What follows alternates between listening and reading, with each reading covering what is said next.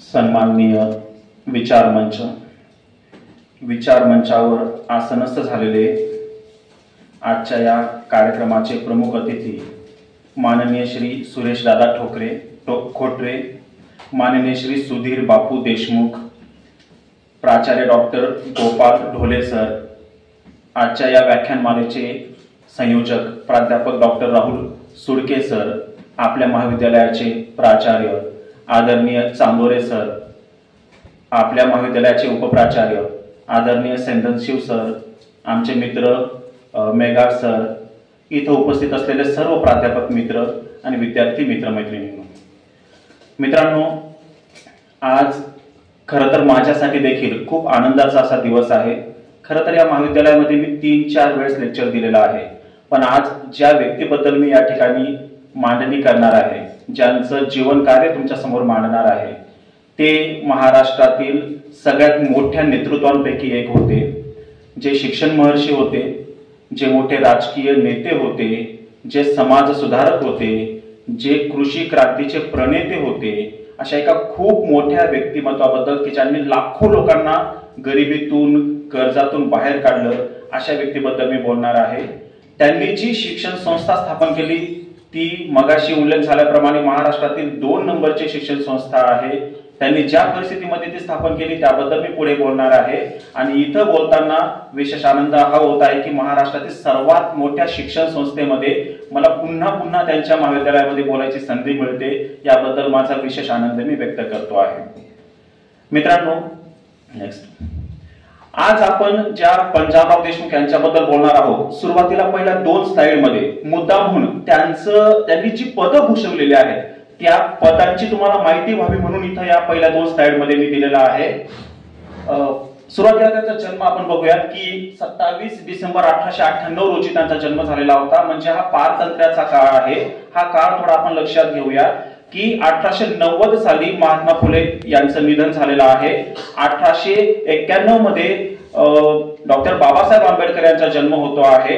1889 हे वर्ष असं आहे की ज्या वर्षी जवाहरलाल नेहरू यांचा जन्म झालेला आहे। याच कालखंडामध्ये सुभाषचंद्र बोस या देशामध्ये जन्माला आलेले आहेत आणि याच कालखंडामध्ये पंजाबराव देशमुख यांनी देखील जन्म घेतलेला आहे।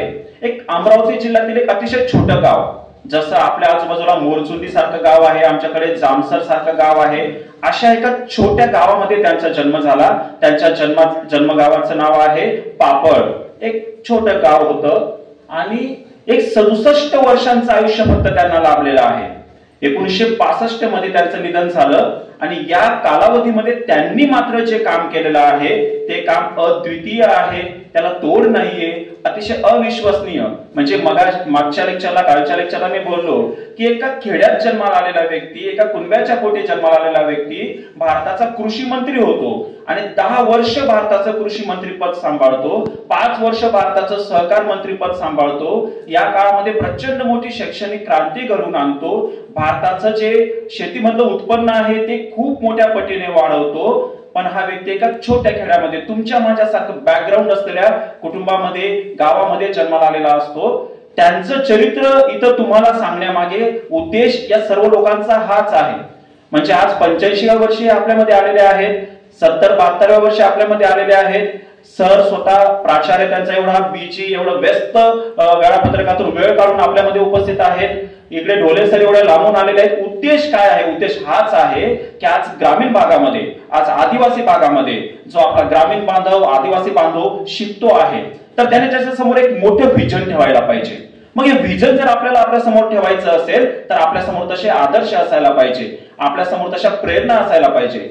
आपल्यासारखं सुद्धा जर कोणी अशा पद्धतीने मोठं झालेलं असेल, ज्याने डझनभर पेक्षा सुद्धा जास्त संस्था इथल्या लोकांसाठी सुरू केल्या असतील, आपल्याला सुद्धा असं वाटू शकतं की होय, मी देखील करू शकतो। आणि म्हणून आपण आज यांचं चरित्र या ठिकाणी अभ्यासणार आहोत, बघणार आहोत। पुढच्या स्लाइडमध्ये तुम्हाला बघायला मिळेल बघा की या इतक्या गोष्टी त्यांनी केलेल्या आहेत। सर्वात आधी 1928 मध्ये त्यांनी अमरावती जिल्हा कौन्सिलचे सदस्य म्हणून ते निवडून आले होते। याचा पण एक इतिहास आहे। ते जेव्हा विदेशातून शिकून आले तेव्हा त्यांनी कोणत्याही प्रस्थापित पक्षामध्ये न जाता स्वतः ग्रामीण भागामध्ये प्रचार दौरे आखून कार्यकर्त्यांना संघटित करून ते या ठिकाणी कार्यकर्त्यांना संघटित करून त्यांनी जे प्रचार केले, काँग्रेसकडे गेले नाही किंवा कोणत्या दुसऱ्या पक्षाकडे गेले नाही, आणि त्या कालखंडामध्ये त्यांनी काय केलेलं आहे तर त्या अमरावतीच्या काउन्सिलवर ते निवडून आलेले आहेत. आणि या काळामध्ये जर आपण त्यांचं सर्व बघितलं की त्यांनी शिक्षण संस्थेची स्थापना केली, त्यांनी सामाजिक संस्था उभारल्या, त्यानंतर त्यांनी आपण असं म्हणू वऱ्हाडच्या मंत्री म्हणून ते निवडून आले. वऱ्हाडचे मंत्री म्हणून जेव्हा ते निवडून आले त्या काळामध्ये देखील त्यांनी काँग्रेसची मदत घेतलेली नाही, म्हणजे ते विरोधक होते असं नाही, पण ते ग्रामीण भागातून आलेले होते. त्यांनी स्वतःचं नेतृत्व निर्माण केलेलं आहे, ते स्वयंभू होते. हे मला या ठिकाणी तुम्हाला समजून सांगायचं आहे. पुढे तुम्ही बघणार इतर पुस्तकं, मी हे पुस्तक वापरलं होतं जे महाराष्ट्र राज्य साहित्य संस्कृती मंडळाने प्रकाशित केलेलं आहे, ज्याला आपण ऑथेंटिक असं म्हणतो, जे तटस्थ पद्धतीने दिलं गेलेलं पुस्तक असतं. अशा पुस्तकाचा अभ्यास करून मी तुमच्या समोर माझी मांडणी करत आहे. मग हे एवढी सगळी महत्वाची पद्धत ते भूषवता आहेत. पुढे जाऊन त्यांनी जेव्हा आपली आझाद हिंद सेना ही पकडली गेली, जेव्हा सुभाषचंद्र बोस यांचं निधन झालं, तिथले खूप सैन्य पकडलं गेलं, आणि नंतर जेव्हा त्यांच्यावर खटला चालवला गेला, देशद्रोहाचा खटला चालवला गेला, तर त्या काळामध्ये जवाहरलाल नेहरू यांनी 1912 साली ते वकिली करून बॅरिस्टरी होऊन भारतामध्ये आलेले होते.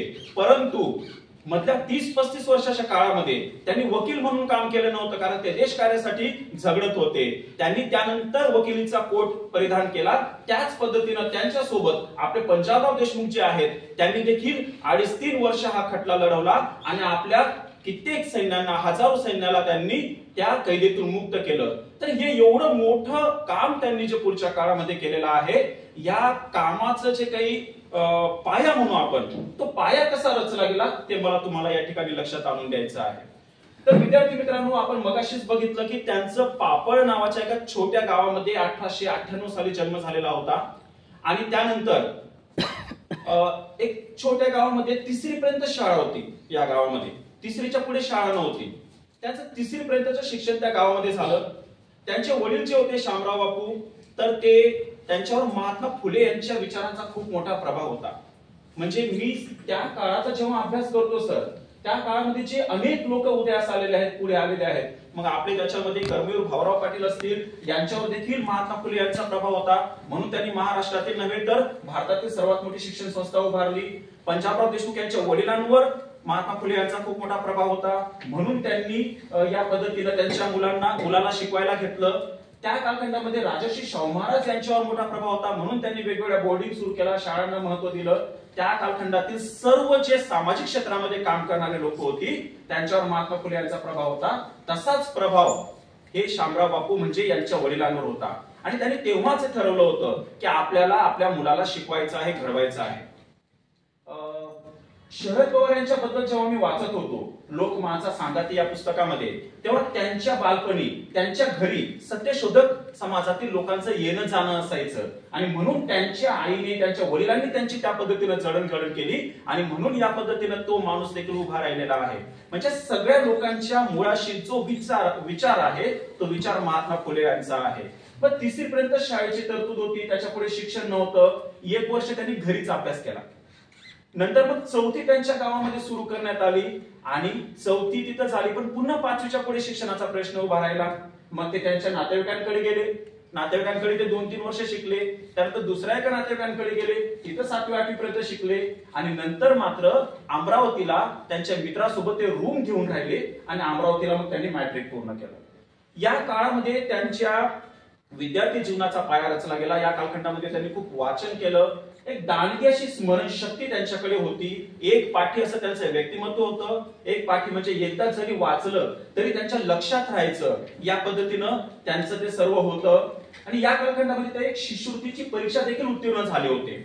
आणि 10वी जेव्हा ते झालेले आहेत, की मॅट्रिकची परीक्षा त्या काळामध्ये अशी म्हटली जायची की त्यावेळेस आय थिंक अलाहाबाद विद्यापीठाकडून ही परीक्षा घेतली जायची, आणि मध्य प्रदेश या भागामध्ये हा वऱ्हाड प्रांत यायचा. म्हणजे पंजाबराव देशमुखांचं जे कार्य आहे ते कार्य विदर्भामध्ये आहे. पुढे तर राष्ट्रीय स्तरावर आहेच, पण सुरुवातीला विदर्भामध्ये त्यांचं कार्य आहे. आणि विदर्भामध्ये हा जो विदर्भ प्रांत आहे त्या कालखंडामध्ये तो मध्य प्रदेशला जोडलेला होता. आणि आपला इकडचा जो आपलं राज्य आहे किंवा महाराष्ट्र राज्य आहे, त्यानंतर गुजरात हे राज्य आहे, हा मिळून एक प्रांत होता. म्हणजे अशा पद्धतीनं महाराष्ट्राची ही विभागणी त्या कालखंडामध्ये झालेली आपल्याला दिसून येते. तर तिकडची शिष्यवृत्ती त्यांना 14 रुपयाची शिष्यवृत्ती त्या कालखंडामध्ये त्यांना मिळाली होती. आणि त्या काळामध्ये 14 रुपये म्हणजे खूप होते. शिक्षकाला तेवढा पगार असायचा. ती शिष्यवृत्ती त्यांना मिळाली, पुढील शिक्षणासाठी मिळाली. आणि मग त्यांना त्या अमरावतीला शिक्षण घ्यायचं होतं ती शिष्यवृत्ती घेऊन. पण तेव्हाच त्यांनी असं ठरवलं होतं की आपल्याला एका चांगल्या संस्थेमध्ये शिक्षण घ्यायचंय, आपल्याला एखाद्या चांगल्या महाविद्यालयामध्ये शिक्षण घ्यायचं आहे. आणि ती शिष्यवृत्ती सोडून ते पुण्याला आले. पुण्याला फर्ग्युसन महाविद्यालयामध्ये आले. फर्ग्युसन महाविद्यालय 1884 मध्ये लोकमान्य टिळक आणि आगरकर यांनी सुरू केलेलं होतं. हे त्या कालखंडातील आणि आजच्या कालखंडातील देखील एक नामांकित असं महाविद्यालय आहे. त्या कालखंडामध्ये खूप मोठमोठी व्यक्तिमत्व त्या महाविद्यालयामधून घडून गेलेले आहेत. आणि अशा महाविद्यालयामध्ये आपण शिक्षण घ्यायचं हे त्यांनी ठरवलं. साधारणतः 1915च्या आसपास ते पुण्याला आले. 15-16च्या आसपास ते पुण्याला आले. त्यांच्या शिक्षणाची सुरुवात 1906 साली झाली होती. म्हणजे वयाच्या 8व्या-9व्या वर्षी त्यांच्या शिक्षणाची सुरुवात झाली होती. मी सांगितलं त्याप्रमाणे 8वी ते 10वी पर्यंत पूर्णपणे ग्रामीण भागामध्ये त्यांचं शिक्षण झालेलं होतं. जसं तुमचं होतं, माझं होतं, आपल्या सगळ्यांचं होतं. या पद्धतीने त्यांचं शिक्षण झालेलं होतं. पण मग त्यांनी ठरवलं की पुढचं शिक्षण मात्र आपल्याला चांगल्या ठिकाणी घ्यायचं आहे. त्यांनी विदर्भ सोडला आणि ते इकडे पुण्यामध्ये आले, फर्ग्युसन महाविद्यालयामध्ये आले. तो कालखंड जर आपण नजरेखालून घालायला पाहिजे. 1915 ते 1920चा कालखंड आहे. पुणे असेल, मुंबई असेल, हे राष्ट्रीय चळवळीच्या होत्या, ज्या इंग्रजांविरुद्ध चाललेल्या होत्या. त्या चळवळींचं जे केंद्र होतं ते पुणे आणि मुंबई असायचं. पुण्यामध्ये लोकमान्य टिळक होते किंवा इतर सर्व समाजसुधारक होते. या सर्वांनी धगधगीत असणारी ही भूमी होती. आणि त्या काळामध्ये ते तिथं पदवीचं शिक्षण घेत होते. पदवीचा जो विद्यार्थी असतो सर, तुम्हालाही माहितीये, मी नेहमी सांगत असतो की त्याचं या आजूबाजूला घडणाऱ्या सर्व घडामोडींकडे लक्ष असायला पाहिजे की काय चाललेलं आहे. खरं तर 10वी-12वी पर्यंत आपलं भाषा ज्ञान वगैरे वगैरे वाढत असतं. पण त्यानंतर समाजात काय चाललेलं आहे, राजकीय घडामोडी कोणत्या घडत आहेत, सामाजिक घडामोडी कोणत्या घडत आहेत, आपल्याला पुढे जाऊन नेतृत्व करायचं आहे. कारण तुम्ही मतदार सुद्धा होत असता त्या काळामध्ये. तुम्हाला निर्णय घ्यावा लागतो आपल्याला कुणाला मतदान करायचं आहे. तुमच्यापैकी काही पुढे येत असतात, ते सरपंच वगैरे वगैरे होत असतात. म्हणून या काळामध्ये आपण या सगळ्या घडामोडींकडे थोडं बारकाईने बघायला पाहिजे. त्या सगळ्या गोष्टी ते बघत होते. आणि मग त्यांनी त्या ठिकाणी त्यांचं पदवीचं शिक्षण घेतलं. आता पदवीचं शिक्षण घेतलेलं आहे, याच्या पुढे काय करायचं, तर त्या कालखंडामध्ये मग त्यांनी ठरवलं 1920 साली की आपल्याला भारतात आता पुढचं शिक्षण घ्यायचं नाहीये. आणि पुढचं शिक्षण घेण्यासाठी, MA करण्यासाठी, बॅरिस्टरी करण्यासाठी ते इंग्लंडला गेले. 1920 साली इंग्लंडला त्यांनी ऑक्सफर्ड विद्यापीठामध्ये, एडिनबरो विद्यापीठामध्ये प्रवेश घेतला. त्यांना एडिनबरो विद्यापीठामधून MA करायचं होतं. त्यांना एडिनबरो विद्यापीठामधून बॅरिस्टरची पदवी घ्यायची होती, त्याला बार ॲट लॉ म्हणायचे त्या काळामध्ये. आणि त्यासोबत त्यांनी ऑक्सफर्ड विद्यापीठातून त्यांना संशोधन करायचं होतं. त्याच्या आधी सर त्यांच्या वडिलांनी शेती गहाण ठेवली. आपली बरीचशी शेती गहाण ठेवली आणि शेती गहाण ठेवून मुलाला त्यांनी शिक्षणासाठी बाहेर पाठवलं. म्हणजे आपल्याकडे बऱ्याचदा शिक्षणासाठी मुलं त्याग करत नाहीत. आपली बरीचशी मुलं जी आहेत ना, ती बाहेर शिकायला जात नाहीत. गेली तर आपल्याला जर हॉस्टेलला नंबर लागला वगैरे वगैरे तरच आपण बाहेर राहतो किंवा रमतो. पण मला असं वाटतं की आपल्या विद्यार्थ्यांनी जरी हॉस्टेलला नंबर नाही लागला तरी रूम घेऊन राहायला पाहिजे, काहीही करायला पाहिजे, कितीही खस्ता सहन करायला पाहिजे, पण बाहेर जाऊन चांगल्या महाविद्यालयांमध्ये, चांगल्या विद्यापीठांमध्ये शिक्षण घ्यायला पाहिजे.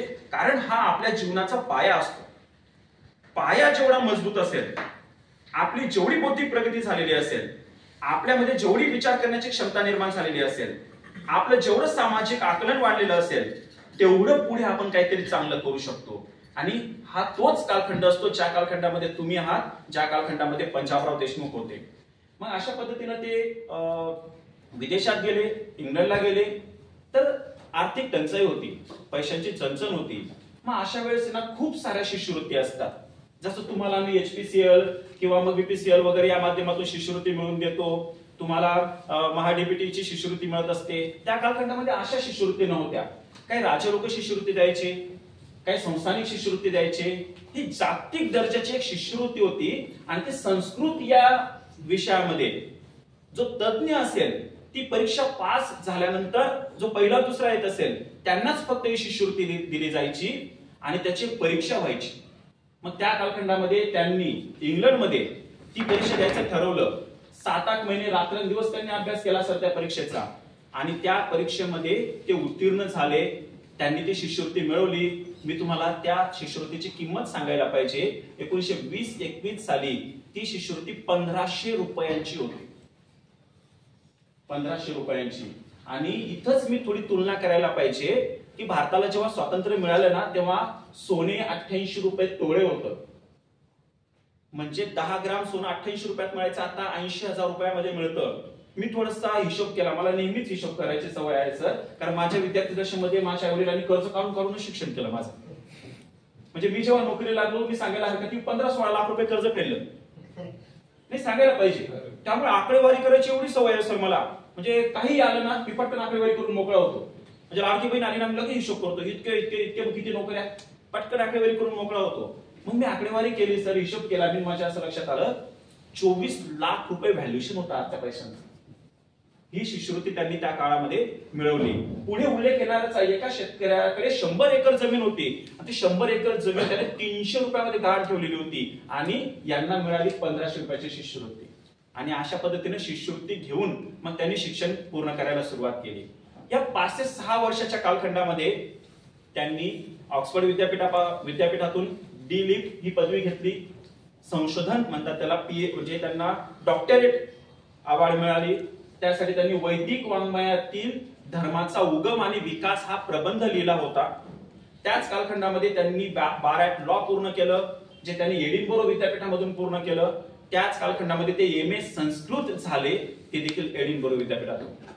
सर बहुजन समाजामध्ये 1920च्या आसपास जन्माला आलेला एखादा मुलगा संस्कृत मध्ये एम.ए. होतो, विदेशात एम.ए. होतो, संस्कृतची जागतिक दर्जाची परीक्षा पास होतो, त्याच्यात पहिला दुसरा येतो आणि एवढी मोठी शिष्यवृत्ती मिळवतो. तिकडच्या सगळ्या वर्तमानपत्रांमध्ये, महत्वाच्या वर्तमानपत्रांमध्ये त्यांचं नाव त्या कालखंडामध्ये छापून आलेलं होतं आणि ही त्यांची पायाभरणी झालेली आहे.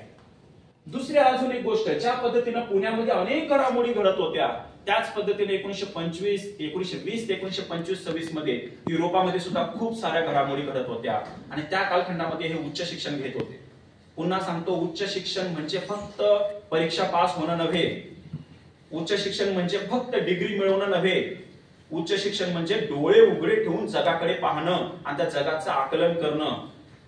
हे लक्षात घ्या. त्या कालखंडामध्ये 1918 मध्ये सर पहिलं महायुद्ध संपलेलं होतं. 4-4.5 वर्ष हे महायुद्ध चाललेलं होतं आणि युरोप बेचिराख झालेला होता. युरोपातील कित्येक शहरं उद्ध्वस्त झालेली होती. ज्या पद्धतीने आता रशियाची अवस्था आहे, ज्या पद्धतीने आता युक्रेनची अवस्था आहे, अशा पद्धतीने अवस्था त्या कालखंडामध्ये कुणाची झालेली होती तर युरोपची झालेली होती. आणि हे इंग्लंडचे आहे, ते इंग्लंड त्याच्यातून बाहेर पडण्यासाठी प्रयत्न करत होतं. इंग्लंडमध्ये जे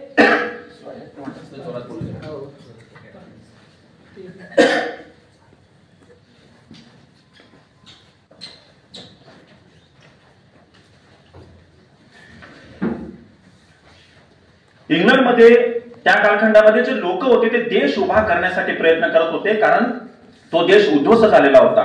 त्यांचा प्रामाणिकपणा, त्यांचा कष्टाळूपणा, त्यांची ती मेहनत, त्यांचं देशप्रेम, या सगळ्या गोष्टी त्यांनी बघितल्या. आणि जेव्हा ते 1925-26 मध्ये भारतामध्ये आले तेव्हा त्यांच्या समोरचे प्रश्न होते, तेव्हा त्यांच्या समोरचे आव्हान होतं, त्यांच्या समोरचे व्हिजन होतं. ते व्हिजन आपण आता बघणार आहोत. आणि या सगळ्या गोष्टींचा पाया विद्यार्थी दशेमध्ये टाकला गेला, घातला गेला, हे मी तुम्हाला पुन्हा लक्षात आणून देऊ इच्छितो. आता विदेशातून 1925 मध्ये एवढं उच्च शिक्षण घेऊन आलेला एखादा व्यक्ती, जो डॉक्टरेट आहे, जो बॅरिस्टर आहे, जो एम.ए. संस्कृत आहे, ज्याचं वय 27 आहे, मग त्याच्या मागे सगळेच लग्नासाठी धावतात. आपल्या मुलीशी लग्न करावं, आपल्या बहिणीशी लग्न करावं, आपल्या नातेवाईकाशी लग्न करावं, यासाठी सगळे त्यांच्या मागे लागले. त्या काळामध्ये सयाजीराव गायकवाड हे बडोदा संस्थानाचे संस्थानिक होते. तुम्ही नाव ऐकलं असेल, हे तेच सयाजीराव गायकवाड ज्यांनी डॉक्टर बाबासाहेब आंबेडकर यांना विदेशात शिकण्यासाठी शिष्यवृत्ती दिली होती. त्यांच्या पुतणीचं स्थळ त्यांना सांगून आलं. त्यासोबत त्या भागातील अनेक राजकीय पुढाऱ्यांच्या मुलींचं, बहिणींचं स्थळ त्यांना चालून आलं. पण त्यांनी त्यांचं विजन क्लिअर केलेलं होतं आणि नंतर त्यांनी ठरवलं की नाही, आपल्याला एक समाज क्रांती या देशामध्ये घडून आणायची आहे, आपल्याला एक वेगळा पायंडा या देशामध्ये पाडायचा आहे. आपल्या बहुजन समाजासमोर एक वेगळा आदर्श आपल्याला घालून द्यायचा आहे हे त्यांनी ठरवलं आणि 1927 मध्ये त्यांनी आंतरजातीय विवाह केला. एक देशमुख कुटुंबामध्ये जन्मालेला व्यक्ती, एक पाटील कुटुंबामध्ये जन्माला आलेला व्यक्ती आजपासून 100 वर्षापूर्वी जेव्हा आंतरजातीय विवाह करतो, मिश्र विवाह करतो, तेव्हा संपूर्ण समाजामध्ये त्यांच्या विरुद्ध मत तयार झालं. त्यांच्या आईने त्यांना शेवटपर्यंत माफ केलं नाही. त्यांच्या वडिलांचं मन ते जेमतेम वळू शकले होते. त्यांनी एका सोनार समाजातील मुलीशी लग्न केलं. विमलताई वैद्य हे त्यांचं नाव होतं. त्यांनी ठरवलं की जी महिला आपल्या सामाजिक कार्यामध्ये, आपल्या राष्ट्र कार्यामध्ये आपली साथ देईल, तिच्यासोबत आपण पुढे जायचं हे त्यांनी ठरवलं आणि मग त्यांनी तो निर्णय घेतला. तर ही एक खूप मोठी क्रांती होती हे मला लक्षात आणून द्यायचं आहे. दुसरा एक महत्वाचा मुद्दा आहे की हे लग्न कसं झालं. 1927 साली यांनी त्यांच्या लग्नावर फक्त 10 रुपये खर्च केले. युरोपात 6 वर्ष आधी 1500 रुपये शिष्यवृत्ती मिळवणारा व्यक्ती, की खूप म्हणजे बऱ्यापैकी प्रॉपर्टी होती त्यांच्या वडिलांचे, सगळे असणारा व्यक्ती लग्नावर फक्त 10 रुपये खर्च करतो. आज देखील सर आपल्या ग्रामीण भागामध्ये, आपल्या आदिवासी भागामध्ये हळदीला किंवा लग्नाच्या दिवशी किती खर्च केला जातो हे तुम्हाला माहिती आहे. माझे कित्येक विद्यार्थी आहेत, त्यांच्या लग्नांमध्ये मला जावं लागतं. मी त्यांना सांगतो की तू तर गरीब आहेस, तुझी आर्थिक परिस्थिती नाहीये, मग एवढं मोठं लग्न का करतोस. तो म्हणतो सर प्रथा आहे ना. प्रथा कशी मोडता येईल. आपण समाजाच्या विरुद्ध जाऊ शकत नाहीत, आपण जात नाहीत आणि आपण कर्जबाजारी होतो. जो पैसा शिक्षणावर खर्च करायला पाहिजे, जो पैसा समाजाच्या विकासासाठी खर्च करायला पाहिजे, तो पैसा आपण अनुत्पादक गोष्टींमध्ये खर्च करून टाकतो आणि आपल्या विकासासाठी पैसा उरत नाही. हे एक लग्नाचं उदाहरण आहे. अजून तर खूप गोष्टी आपल्या बहुजन समाजामध्ये घडत असतात. म्हणून पहिला त्यांचा क्रांतिकारक निर्णय कोणता होता तर मिश्र विवाह, आंतरजातीय विवाह. आणि दुसरा त्यांचा निर्णय होता तो म्हणजे या पद्धतीनं कमी खर्चामध्ये लग्न करणं. आणि त्या लग्नाचे मध्यस्थी कोण होते तर बाळासाहेब ठाकरे यांचे वडील प्रबोधनकार ठाकरे होते. हे महाराष्ट्रातील त्या कालखंडातील खूप मोठे समाज सुधारक होते, खूप मोठे लेखक होते. त्यांचं मूळ नाव तसं तर केशव सीताराम ठाकरे होतं, पण ते प्रबोधन नावाचं नियतकालिक चालवायचे म्हणून त्यांना प्रबोधनकार असं म्हटलं जायचं, जसं आगरकरांना सुधारककार म्हटलं जायचं. तर अशा पद्धतीने ही सुरुवात झालेली होती त्यांच्या कार्याची. बघा तुमच्या समोर हे त्यांचं शिक्षण वगैरे काय आहे ते मी मांडलेलं आहे. आधीच मी बोललेलो आहे, त्यावर जास्त बोलत नाही. 1-2 मुद्दे जे आहेत ते मी इथं सांगतो की जे मी तिथं दिलेले आहेत. त्यांची तिथं सुभाषचंद्र बोस यांच्यासोबत भेट झाली होती. सुभाषचंद्र बोस आपल्याला सगळ्यांना माहिती आहे, नंतर त्यांनी किती मोठं काम केलं ते देखील आपल्याला माहिती आहे. ते तिकडच्या केम्ब्रिज विद्यापीठामध्ये कशाचा अभ्यास करत होते, मानसशास्त्र आणि नीतिशास्त्राचा अभ्यास करत होते. गांधीजींचं विदेशामध्ये शिक्षण झालं. गांधीजींनी कशाचं शिक्षण घेतलं, बॅरिस्टरीचं शिक्षण घेतलं, वकिलीचं शिक्षण घेतलं. डॉक्टर बाबासाहेब आंबेडकर यांनी अमेरिकेमध्ये आणि इंग्लंडमध्ये शिक्षण घेतलं, ह्युमॅनिटीज मध्ये शिक्षण घेतलं. त्यांनी राज्यशास्त्र, समाजशास्त्र, अर्थशास्त्र या विषयांमध्ये शिक्षण घेतलं. त्या कालखंडामध्ये नेहरू विदेशात गेले. नेहरूंनी कसलं शिक्षण घेतलं, बॅरिस्टरीचं शिक्षण घेतलं. आज सुद्धा लोक विदेशात शिकायला जातात. युक्रेनमध्ये, रशियामध्ये जातात, मेडिकलचं शिक्षण घ्यायला जातात, अमेरिकेमध्ये जातात, तर ते MS करतात. 1-1 कोटीचं पॅकेज त्यांना वर्षाला मिळतं. जरूर मिळवायला पाहिजे, त्या क्षेत्रामध्ये पण पुढे जायला पाहिजे. पण मी हा कालखंड तुमच्या लक्षात आणून देतो आहे कारण या लोकांनी देश उभा केलेला आहे. सर मी नेहमी असं मांडत असतो, मी नेहमी असं म्हणत असतो की 1900 यापासून तर 1925-30 पर्यंत जे लोक विदेशामध्ये शिकले, गांधीजी त्याच्या आधी शिकलेले आहेत. 92 मध्ये 1892 मध्ये त्यांचं शिक्षण पूर्ण झालं होतं. या लोकांनी हा आधुनिक भारत उभा केलेला आहे.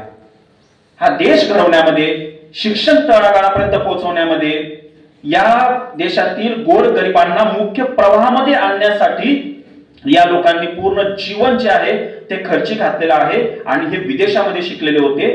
पूर्ण नाही, आधी भारतात शिकले, उच्च शिक्षण विदेशात घेतलं आणि म्हणून जगाचा एक अंदाज त्यांना आलेला होता. त्यांना भारताचा आत्मा कशात आहे ते देखील माहिती होतं आणि हे जग कुठे चाललेलं आहे हे देखील त्यांना माहिती होतं. स्वामी विवेकानंद नेहमी असं म्हणायचे की आपल्याला असा भारत घडवायचा आहे की ज्याच्यामध्ये अध्यात्म तर पौरात्य असेल, म्हणजे भारतीय असेल, पण विज्ञान मात्र विदेशांचं असेल, पाश्चात्य लोकांचं असेल. तर याची सांगड या सगळ्या लोकांनी घातलेली आहे आणि म्हणून हा आधुनिक भारत जो आहे तो उभा राहिलेला आहे. पंजाबराव देशमुख यांचे योगदान सुद्धा तेवढंच मोठं आहे, ते आपण या ठिकाणी बघत आहोत. पुढचं सर.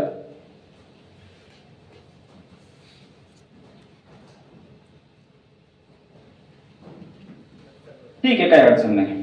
ओके, तर अजून काय केलं यांनी? अजून काय केलं तर त्या कालखंडामध्ये मी तुम्हाला मगाशी म्हटलं त्याप्रमाणे अमरावतीच्या काउन्सिलवर ते निवडून आले.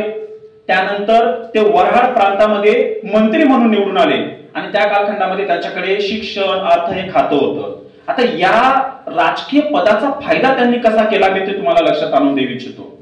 सर, त्यांनी जे निर्णय घेतलेले त्या कालखंडामध्ये तेव्हा त्यांचं वय जगते 32 होतं आणि ते निवडून आलेले होते वऱ्हाड प्रांताचे मंत्री म्हणून मध्य प्रदेश सरकारमध्ये. शिक्षण हे खातं त्यांच्याकडे होतं, अर्थ हे खातं त्यांच्याकडे होतं आणि या काळात त्यांनी काय केलं की खेडोपाडी शाळा उघडायला सुरुवात केली. 19 पैसे जो सेस होता म्हणजे शिक्षणावरचा कर होता तो त्यांनी 27 पैशांपर्यंत नेला.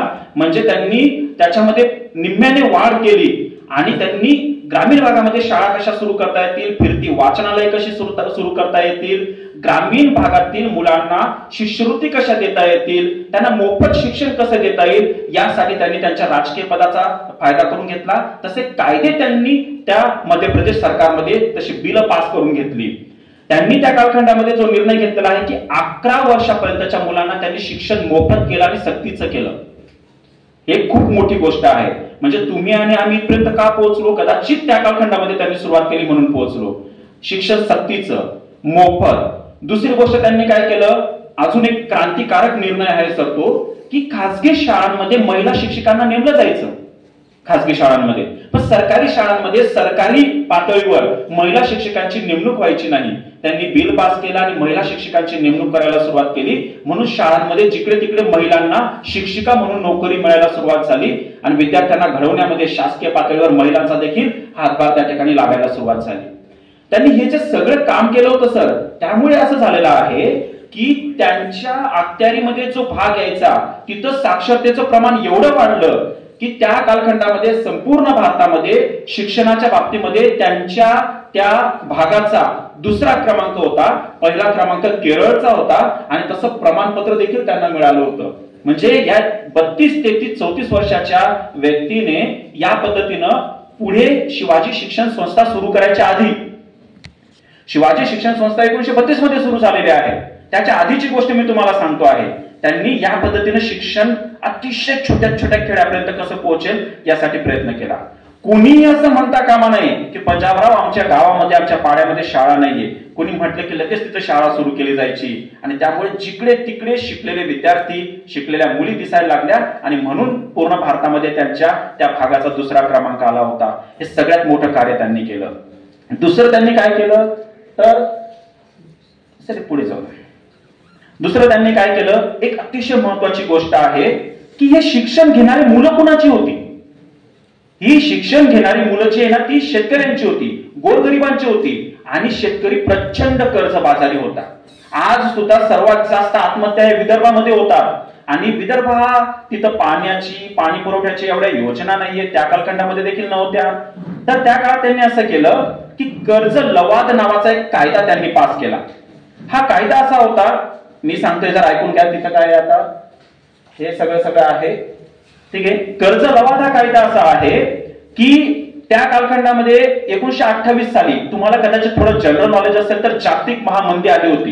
प्रचंड मोठी महामंदी होती. अमेरिकेपासून तर युरोपापर्यंत सगळे जे देश आहेत ते अक्षरशः दिवाळखोरीपर्यंत पोहोचून गेले होते.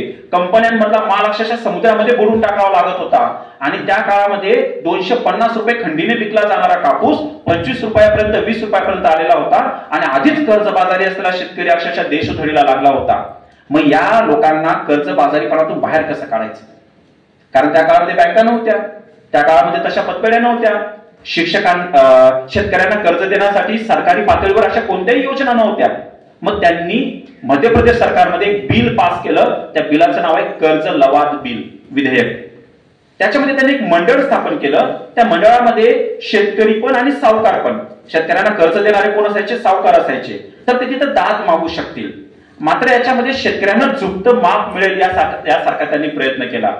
सगळ्यात आधी काय केलं त्यांनी, समजा एखाद्या शेतकऱ्यावर 100 रुपये कर्ज आहे तर 46% कर्ज तर असंच माफ करून टाकलं. 46% कर्ज माफ करून टाकलं म्हणजे 54 रुपये कर्ज राहिलं. आधी काय करायचे, आधी अल्प मुदतीचं कर्ज असायचं. एका वर्षामध्ये ते दुप्पट होऊन जायचं, 2 वर्षामध्ये 3 पट होऊन जायचं. यांनी त्याला दीर्घ मुदतीमध्ये रूपांतरित केलं.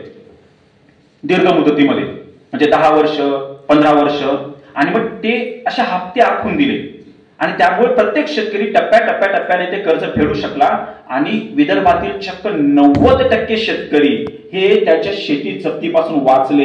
एक उदाहरण मुद्दा म्हणून मी इथं देऊ इच्छितो की एक शेतकरी होता, त्या शेतकऱ्याकडे 100 एकर जमीन होती आणि त्याच्यावर 300 रुपये कर्ज होतं एका सावकाराचं, एका मारवाड्याचं, आणि ते कर्ज काही वर्षामध्ये 3000 रुपये झालं होतं, 10 पटीने. ते कसं झालं त्यालाच माहिती. त्या काळात कर्ज कसं वाढायचं हे जर तुम्ही जुनी पुस्तकं वाचली, जुन्या कादंबऱ्या वाचल्या, तुम्हाला कळेल. दीडीने दुपटीने कर्ज वाढायचं.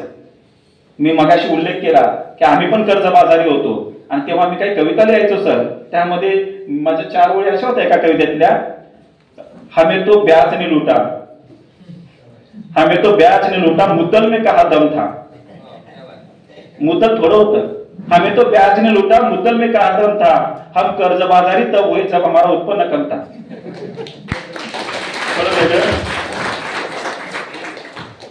शेतकऱ्यांवर कर्ज थोडं असायचं, व्याज प्रमाणाच्या बाहेर वाढायचं. सर या माणसाने 1950 पर्यंत टप्प्याटप्प्याने कर्ज फेडलं आणि याची शेती कशापासून वाचली? जप्तीपासून वाचली. असं 90% शेतकरी या पद्धतीने त्यांचे ऋणी आहेत. त्या लोकांना त्यांनी कर्जबाजारीपणातून बाहेर काढलेलं आहे आणि म्हणून त्यांना विदर्भातील कृषक क्रांतीचे जनक असं म्हणतात. लक्षात घ्या. आता पुढचा जो कालखंड आहे हे सगळं आहे, पुढची काय सर साहेब? मग त्यांनी 1932 मध्ये शिवाजी शिक्षण संस्थेची स्थापना केली. आता 1-2 गोष्टी मला इथं लक्षात आणून द्यायच्या आहेत. एक म्हणजे त्यांच्या वडिलांवर आणि त्यांच्यावर कोणाचा प्रभाव होता? महात्मा फुलेंचा प्रभाव होता.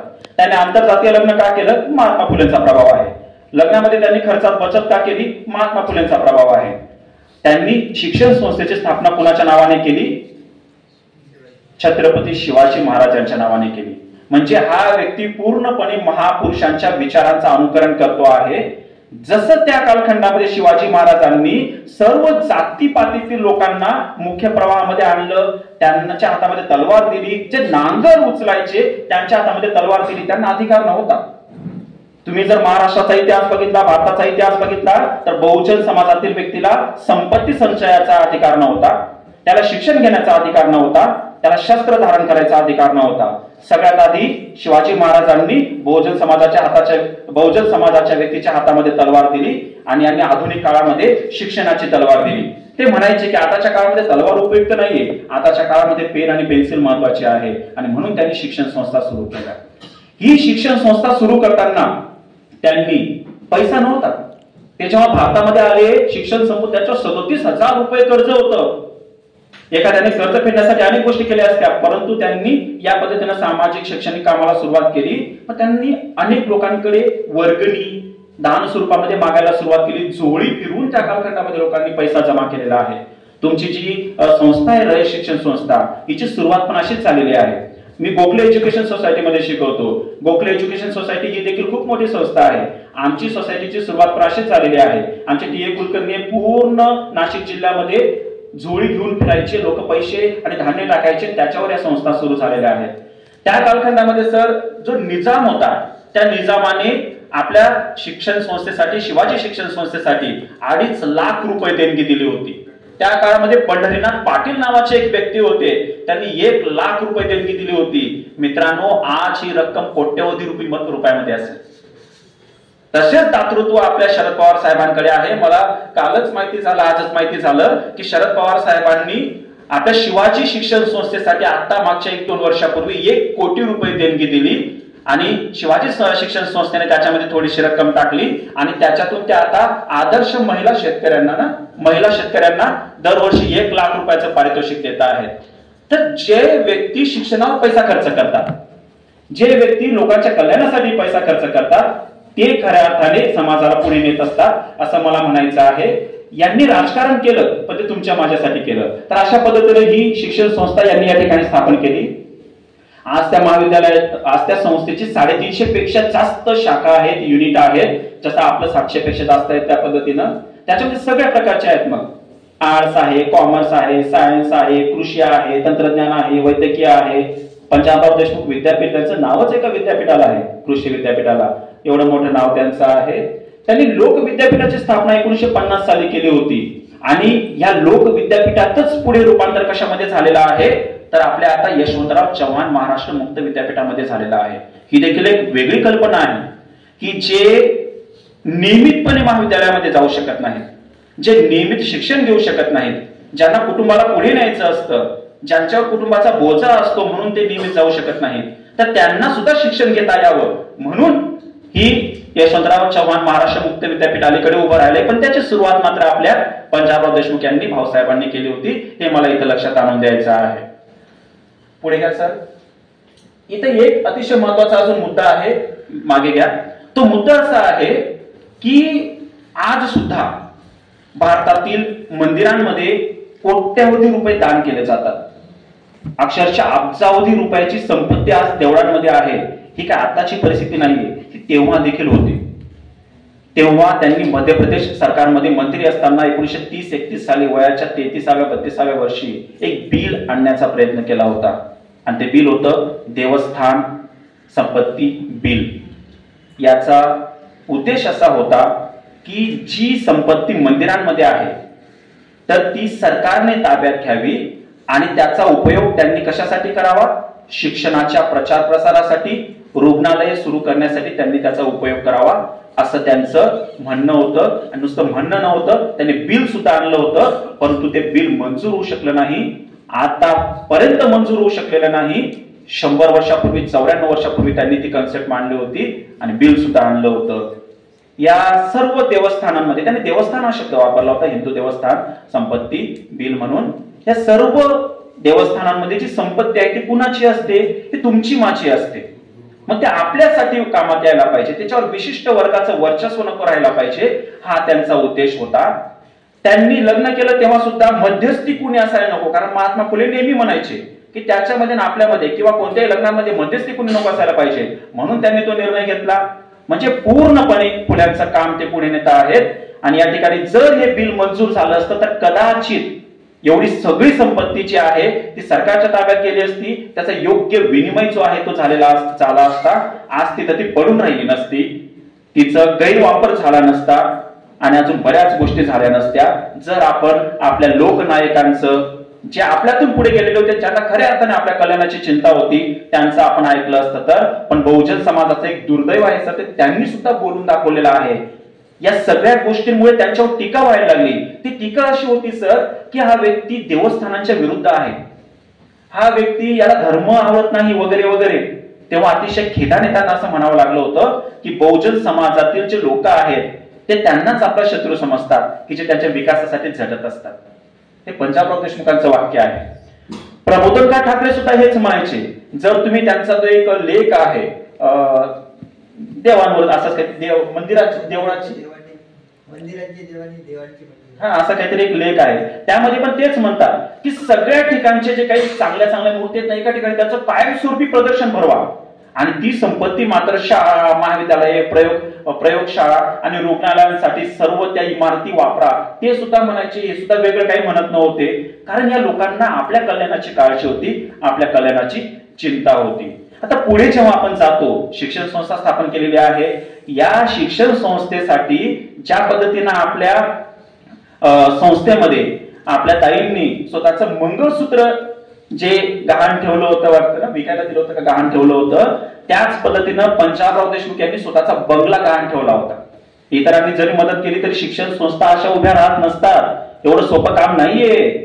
300-350 शाळा कॉलेजेस चालवणं किंवा त्याची सुरुवात करणं, शून्यातून सुरुवात करणं, तेव्हा सरकारी मदत कोणतीच मिळायची नाही, सरकारचं अनुदान अशा पद्धतीनं खासगी संस्थांना मिळायचं नाही।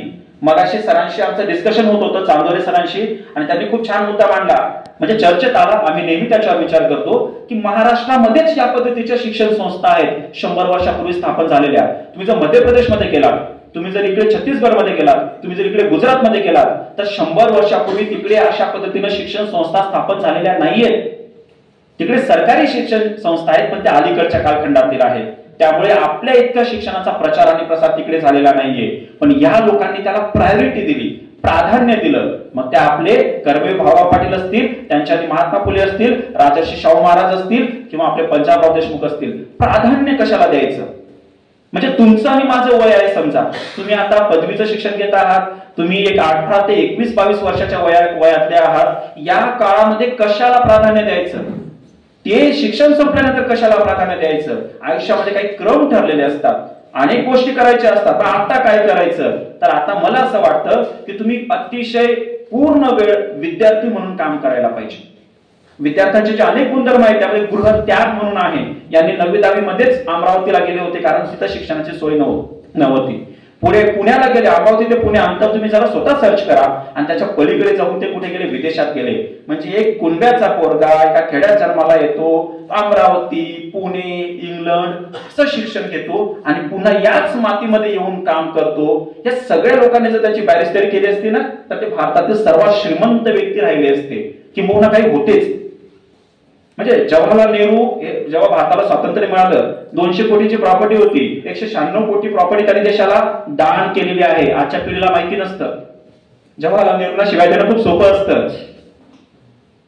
म्हणजे त्यांची 98% प्रॉपर्टी त्यांनी देशाला दान केली होती त्या कालखंडामध्ये. विचार करा तुम्ही. तसे हे बंगला गहाण ठेवतात, शिक्षण संस्था सुरू करतात, तुमच्या माझ्यासाठी हे सगळं करतात. तर अशा पद्धतीनं शिक्षण संस्था स्थापन केली. आता पुढच्या काळामध्ये मग भारताला स्वातंत्र्य मिळणार होतं 1-2 वर्षामध्ये आणि आपल्याकडे संविधान सभा जी आहे तर त्या संविधान सभा त्याच्यामध्ये सदस्य निवडून आले आणि त्यांना भारताचं संविधान लिहायचं होतं. ठीक आहे. आज पूर्ण देश संविधानानुसार चालू आहे. संविधानाच्या आधी भारतामध्ये काय होतं, भारतामध्ये कुठं मनुस्मृती होती, कुठं शरीयतचा कायदा होता, कुठं स्वतःच्या संस्थानिकांच्या किंवा राजांच्या मनाप्रमाणे सर्व कारभार चालायचा. एका गुन्ह्यासाठी त्या राजाला वाटलं की ही शिक्षा द्यायला पाहिजे, ती दिली जायची दुसऱ्या राजाला. त्याला दुसऱ्या दिवशी वाटलं ही नको, दुसरी देऊन टाका.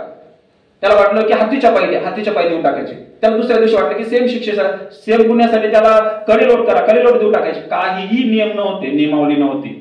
मग इंग्रजांनंतर आपल्याकडे ते सगळं बनायला लागलं होतं आणि मग संविधान सभा. इंग्रज त्याच्यात एकही नव्हता, सगळे भारतीय होते.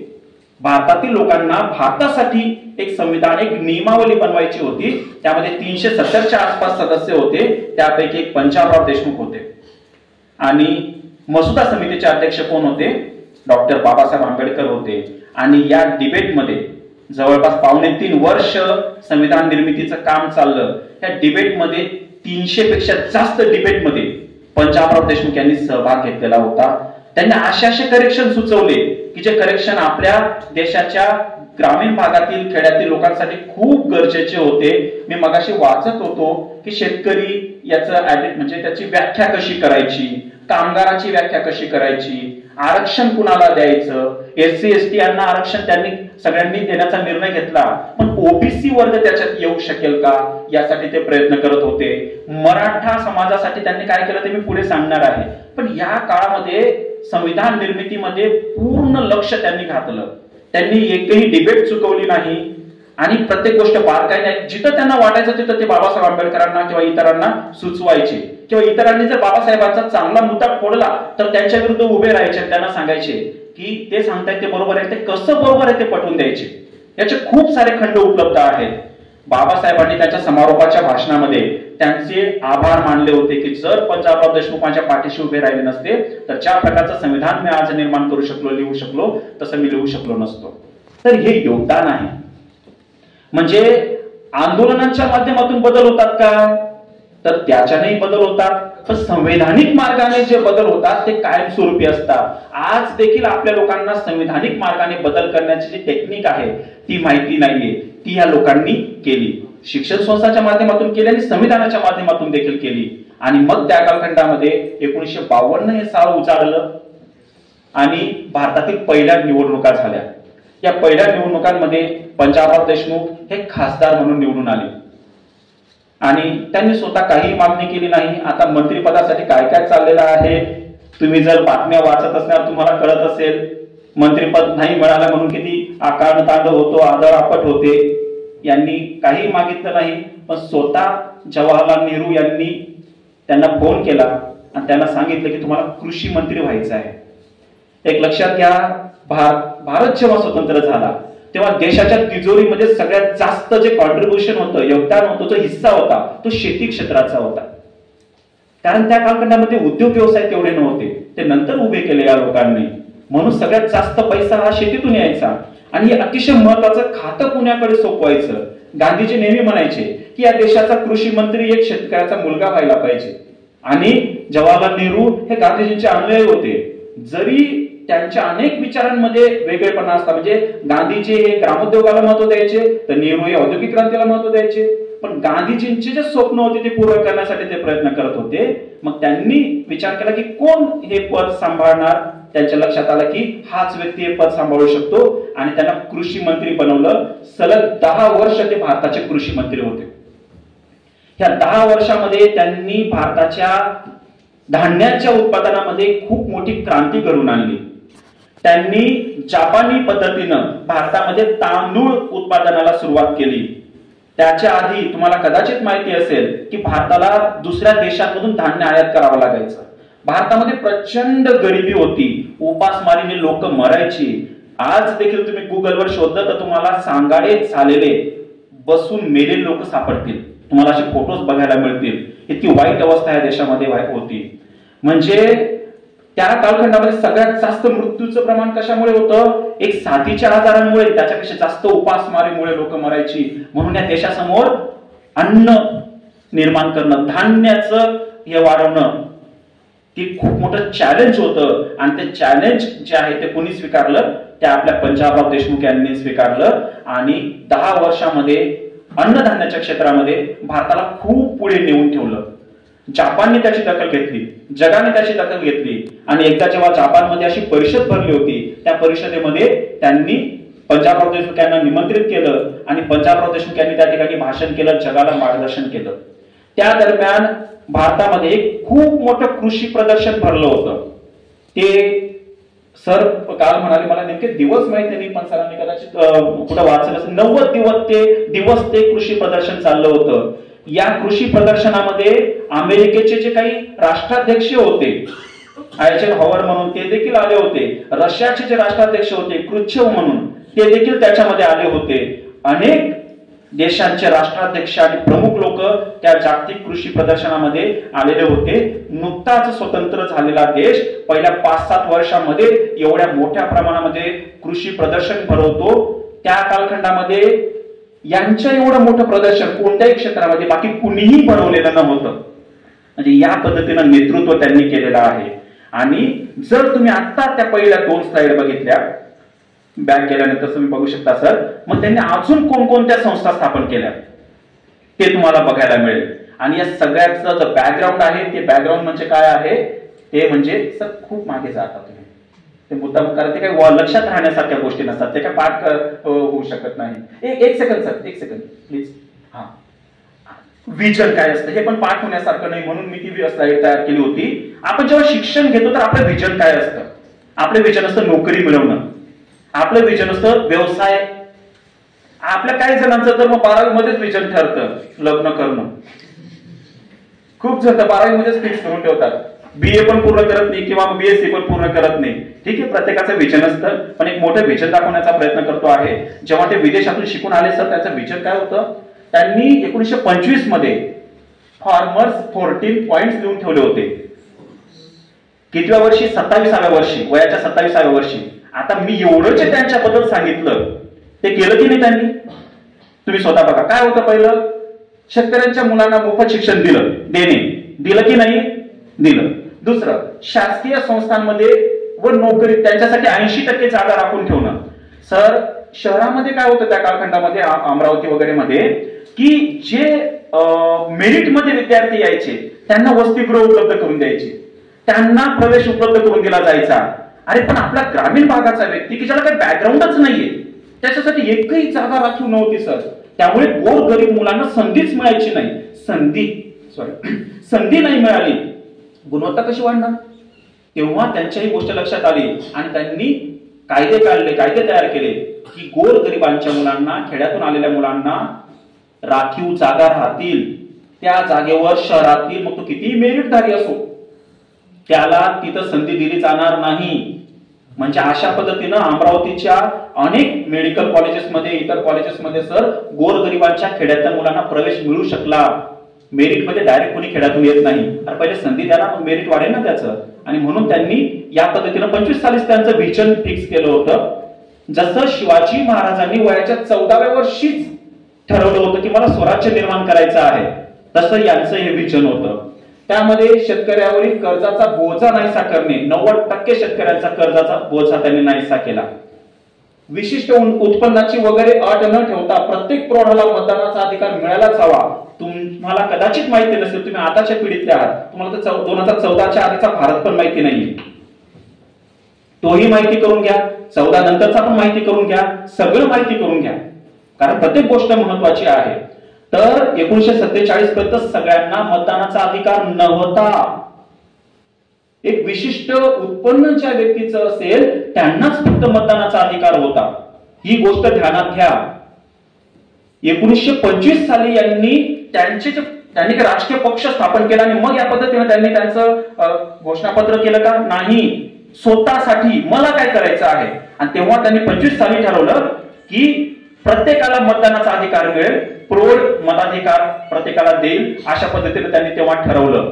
पुढचं आहे शेतकऱ्यांची बँक स्थापन केली जावी आणि तिच्याद्वारे शेतकऱ्यांना कमी व्याजाने लांब मुदतीची कर्जे देण्यात यावी. केलं ना, करून दाखवलं. पुढची गोष्ट अलीकडे फेमस आहे डायलॉग ना, करून दाखवलं.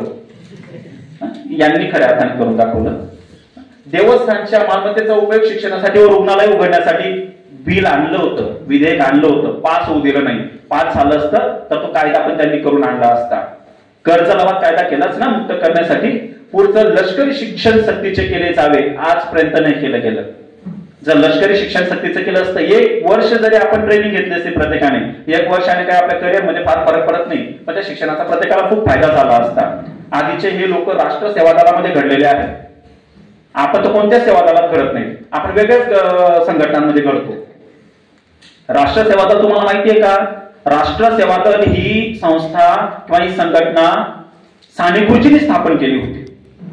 महाराष्ट्रातील अगदी मोठमोठे विचारवंत त्याच्यामधून घडलेले आहेत.